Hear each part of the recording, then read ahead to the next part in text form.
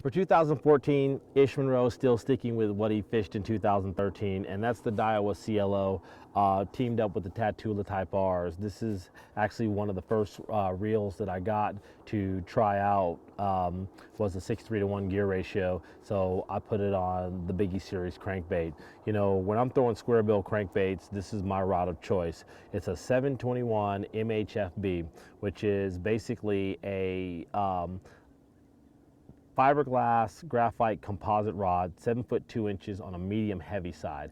It's not like a medium heavy that you would think that it's a jig rod, or a worm rod. It's a medium heavy fiberglass rod that has a little bit slower taper, but it's still a really soft rod for allowing those fish not to throw those hooks. And so that's why I really like this rod a lot. You know, 7'2", the longer the rod for me, the more I really do like it. I can actually throw, you know, a lot of different crankbaits with this rod. I've actually thrown, you know, big deep diving crankbaits with it, as well as, you know, medium range diving crankbaits. You know, 6:3 to 1 gear ratio is a good crankbait speed for me. 12-pound test, maximum fluorocarbon line, pretty much allows me to do what I want with the bait, get it to the right depth, have the best swimming action with it, and the rod, reel, and line as a combo allows me to be pretty much perfect. You know, I won't break them off. I really don't lose them. I don't miss too many fish with it. Biggie Series crankbaits got, you know, river to sea hooks on it that are short round bend treble hooks that are really sharp. So getting that hook in them with a little bit softer rod, but at the same time having that slower taper so they don't get off, is pretty much the way to go. So right for 2014, sticking with what I had 2013, 721 CLO MHFB and the Tatula Type R 6:3 to 1 gear ratio reel, ready to go fishing. Biggie, biggie, biggie, can't you see? You know, my biggie box. Gosh, so many different colors, so little time to go through all the colors. But, you know, let's start with basics. You know, shad pattern, I know it is definitely a way to go, you know, when you are just starting out. If you're fishing an area that has really dirty water, you know, you might want to go with BC shad. Blue and chartreuse shows up really well, or crackle. Those are pretty much, you know, standards as we get into it. And then, you know, keeping in with the TS Minnow, which is just basically a Tennessee shad pattern. As long as you stick with those standard colors, you're pretty much ready to go.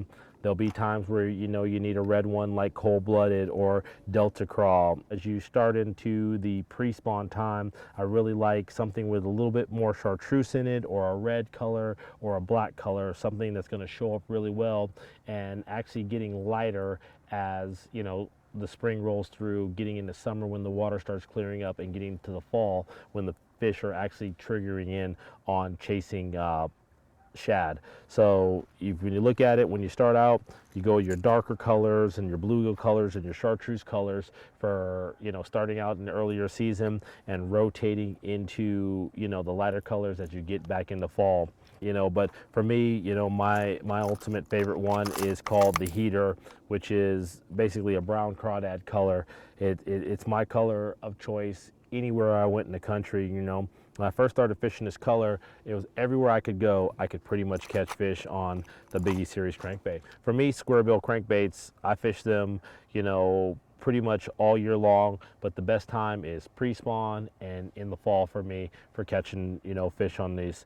You know, 12-pound maximum fluorocarbon, I'm tying a single Palomar knot, which is, like I said, the Palomar is my knot of choice when fishing anything, except for when I'm fishing braid. I do a double Palomar unless I'm flipping and pitching, and then that's when I use the snail knot, or I just tie directly to the eye on the new jack flipping hook.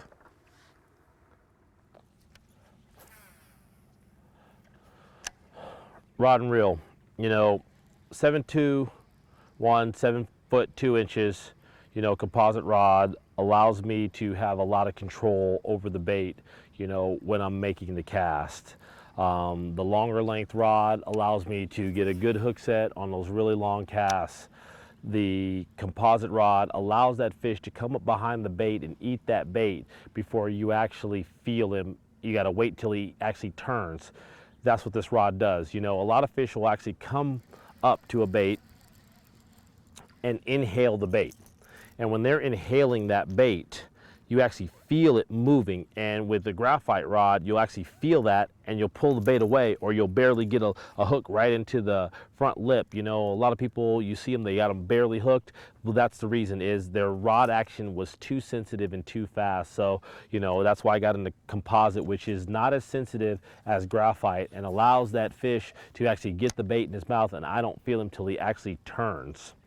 When fishing squarebill crankbaits, you always want to make sure you're deflecting off something, where you're deflecting off rocks, as we got right here, you're deflecting off pilings on a dock, you're deflecting off a lay down log. You want to make sure you fish that bait, you know, deflecting off something. And so that's another reason why I created two different versions of this. This is bump and rattling, and basically bumping rattling is a slow, a fast floating version that has a rattle in it. And then I also made creeping that has a slower rise to it. And what that does is, you know, when the water's really cold, I like to throw creeping. When the fish are really active, I like to throw bumping and rattling, especially when I'm fishing it around a lot of cover. You know, I will actually fish creeping when I'm fishing grass, but I'll fish bumping when I'm around wood and rock, because, you know, it actually triggers a lot of fish into striking. That loud rattle and it knocking, and then you hit something and you let it float up really quick, you know, that triggers those fish into striking.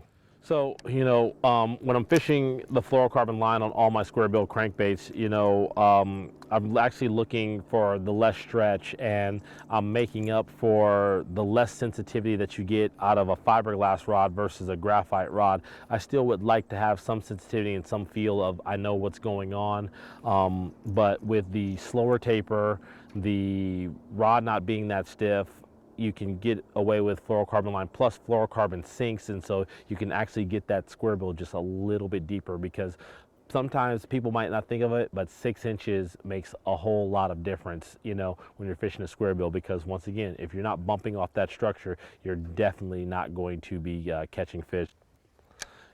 You know, like any bait that you're pretty much fishing, you know, there's definitely your standard retrieve where you just throw it out there and wind it back. But there's things that I do, like when I bump a piece of structure, I'll stop by turning my handle, or I'll do a stop and go action on it to just trigger the fish into striking. You know, one thing that these fish get to do is they get to see thousands and thousands of shad every single day.